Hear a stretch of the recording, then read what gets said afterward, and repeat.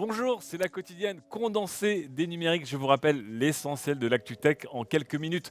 Pour voir le replay complet, vous allez voir maintenant notre page Twitch et vous retrouverez l'intégrale. Et vous allez voir, on a parlé notamment de beaucoup de choses. Mais aujourd'hui, l'essentiel, c'est parti.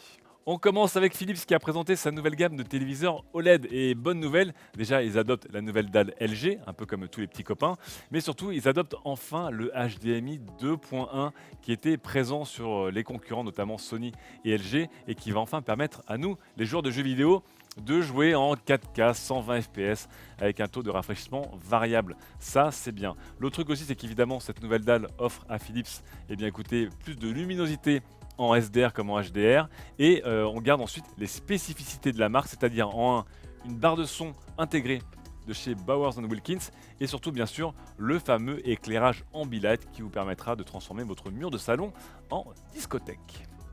On enchaîne maintenant avec des lunettes, les fameuses Ray-Ban slash Facebook. Elles s'appellent les Stories. Elles coûtent 299 $ et ce ne sont pas des lunettes du futur comme on l'imaginait. Ce sont plutôt des smart glasses, donc des lunettes avec des écouteurs, des petites enceintes et aussi évidemment deux caméras. Vous allez voir comment ça fonctionne. L'intérêt de ces lunettes, c'est évidemment de ressembler à des lunettes classiques puisque elles font quasiment au millimètre près les dimensions de lunettes Ray-Ban et elles ne pèsent que 5 grammes de plus que des lunettes Ray-Ban classiques.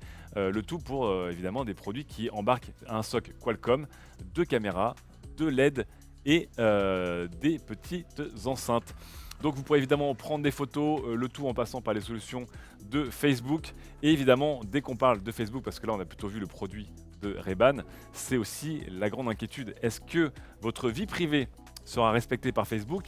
Rien n'est moins sûr selon les premiers tests de nos confrères anglo-saxons et outre-Atlantique qui ont pu tester pendant quelques jours ces produits qui encore une fois d'un point de vue hardware sont plutôt plaisants même si ce ne sont que des smart glasses et pas des lunettes de réalité augmentée, mais qui se posent bien sûr la question sur la vie privée puisque vous pourrez les commander avec une commande vocale qu'on déteste déjà tous qui s'appelle Hey Facebook pour les activer, mais vous devrez aussi désactiver tout le tracking du réseau social et ce ne sera pas encore une fois garanti que ce que vous ferez ne sera pas monitoré par leur service. Donc pour l'instant, on attend de voir les premiers tests plus approfondis, mais ces lunettes s'annoncent plutôt bien d'un point de vue produit et posent vraiment des questions d'un point de vue vie privée. On terminera sur le fameux point vie privée de ces lunettes puisque normalement pour éviter des personnes mal intentionnées, que tout le monde soit au courant, lorsque vous allez prendre des photos en appuyant sur la branche de vos Facebook Stories, eh bien, des lumières blanches sont censées un petit peu s'activer pour montrer aux gens et signaler aux gens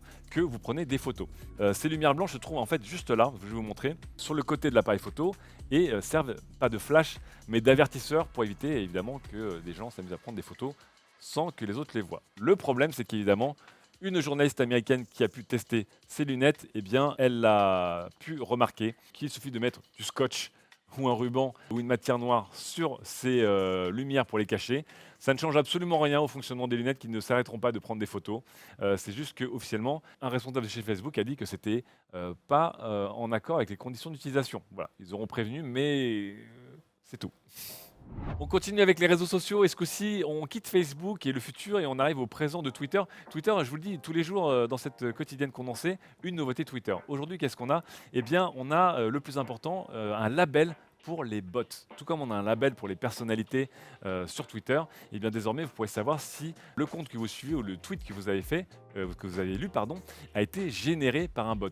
Ça permettra déjà de faire un peu la différence avec les services comme des services météo, et puis surtout ça permettra de faire la différence avec des trolls ou des fermes à trolls automatisés qui viennent beaucoup polluer ce réseau. L'autre nouveauté, elle est moins importante, mais elle fera toujours son petit effet.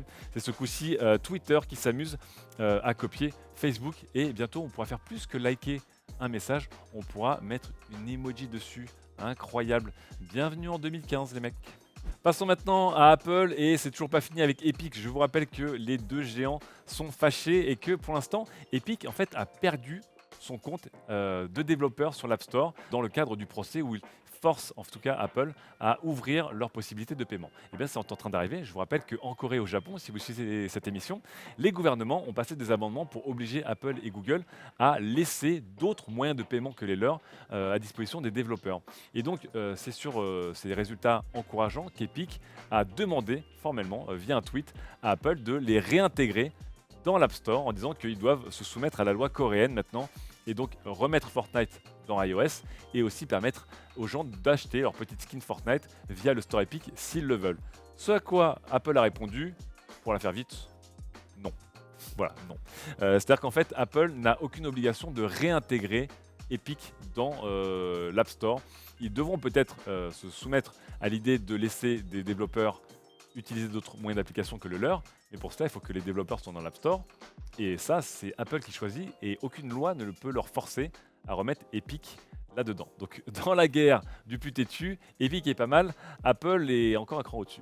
Attention, c'est parti. Jeu à boire, dès que je dis le mot cyber, une gorgée de café bien sûr, puisque c'était le FIC, le Forum international de cybersécurité, auquel mon collègue Patrick Randall a assisté. C'était à Lille pendant 3 jours, et nous avons eu des spécialistes donc, de la cybersécurité, des gouvernements, des gens très importants, des cartes de visite qui ont volé dans tous les sens. Le tout pour évidemment renforcer l'Union européenne de ce côté-là. On aura eu beaucoup d'annonces, notamment avec la France qui va augmenter son nombre de cybercombattants. Ils comptaient embaucher 1000 personnes. Ils vont en prendre 770 de plus pour augmenter le contingent donc, de cybercombattants à 5000 personnes. On parle de notions de cyberarmes et de cyberbouclier, bon, des choses un peu folles. Mais plus sérieusement, allez lire cette synthèse de Patrick sur le FIC et sur tous les enjeux, notamment des gouvernements et des sociétés privées, sur la sécurité, la cybersécurité, à un moment où on n'a jamais eu, évidemment, autant de cyberattaques. Et le gouvernement français lui parle ouvertement de guerre froide cyber en ce moment. Bref, on a hâte de voir tout cela et hâte de voir comment chacun va développer un peu son cyberprogramme avec notamment des campus cyber. C'est bon, vous avez bien bu du café? Eh bien on enchaîne, puisque évidemment lorsqu'on parle de gouvernement, de sécurité et aussi de vie privée et d'entreprise privée, on parle de souveraineté et on a vu quelque chose d'assez étonnant, un peu à contre-rebours un peu des gentils messages, des morales de ce forum international de cybersécurité. Nous voyons que l'Allemagne va avoir un cloud souverain qui va être opéré par Google. Voilà, alors souverain et Google dans la même phrase, ça peut être étonnant, mais c'est ce que nous rapportent les confrères de ZDNet. Google s'est associé avec T-Systems, une entreprise allemande, pour fournir des solutions techniques sur lesquelles, en tout cas, ils n'auront pas officiellement, Roadblock 4VR, voilà. Google n'aura aucun accès puisque c'est T-Systems qui va administrer tout ça et administrer surtout les accès.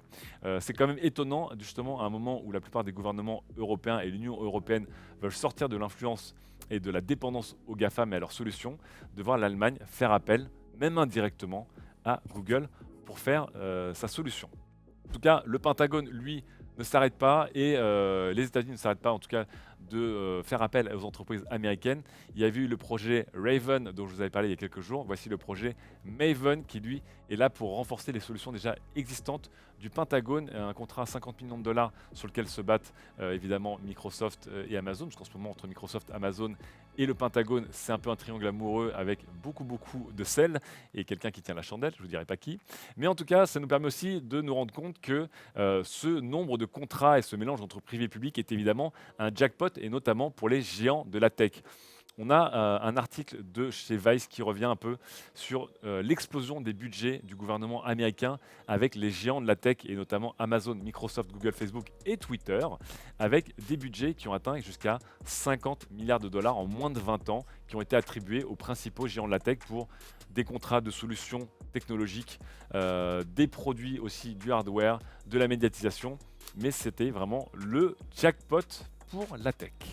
De son côté, Sony n'a pas eu de contrat véritablement avec le gouvernement américain et ni même avec le gouvernement irakien, rappelez-vous de cette fameuse histoire, mais Sony continue son petit bonhomme de chemin et a présenté tout simplement des jeux pour sa PlayStation 5. Et malgré tous les bad buzz qu'on a pu avoir sur la tarification de leurs jeux PlayStation 4 et PlayStation 5, avec Horizon Forbidden West par exemple, eh bien, Sony ne s'arrête pas là et a annoncé beaucoup de jeux. Si vous aimez en gros les jeux d'action-aventure à la troisième personne avec des gros moyens, vous allez être ravis puisque, vous le voyez, le remake de Knights of the Old Republic a été annoncé, le portage PC d'Uncharted 4 et Uncharted Lost Legacy a été annoncé, Spider-Man 2 a été annoncé, un jeu avec Wolverine a été annoncé, on a vu des images de Ghostwire Tokyo, des images de Deathloop, et évidemment à la fin, le clou du spectacle, c'était évidemment le barbu et son fiston en pleine crise d'adolescence.